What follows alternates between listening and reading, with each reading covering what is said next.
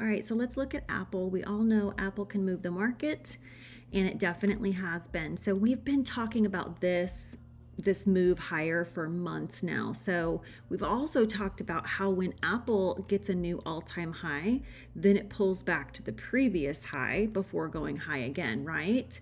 To a new all-time high. But there's a lot of sideways movement months worth. You can see this little section right here. Here's our little invisible box, and it's months of sideways, right? And it's also going down slightly.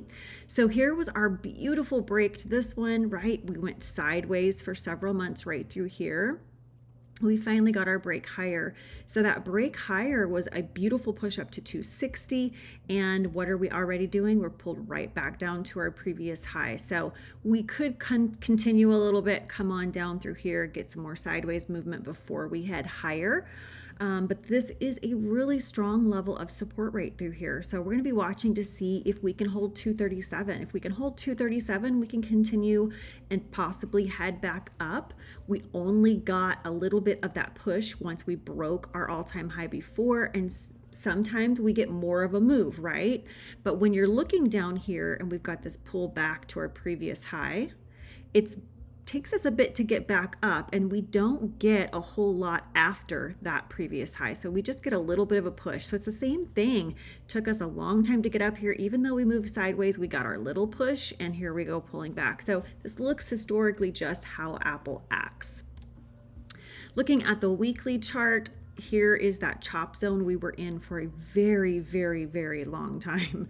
This was months. So 213-ish up to that 237 was the bounce range that we kind of just stayed in. We pulled right down to it last week, and then we pushed back to hold above. Let's just see what happens next week, if we get that push higher or if we continue on down and head into this chop zone. So looking at our daily chart, we need to hold under 240 on any push higher. If we hold under 240, that means we could see more downside.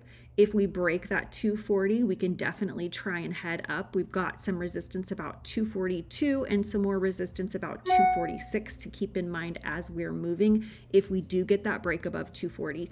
And then looking at the 4 hour, we just have got several little touches along this trend line through here, but really have never broken above yet again and held. So we're looking for this push above this trend line about 240, or a push and break below this one about that 237. So that's the range we're going to be looking for. If we stay between 237 and 240, we definitely can stay choppy. So I'm waiting and looking for the break in either direction.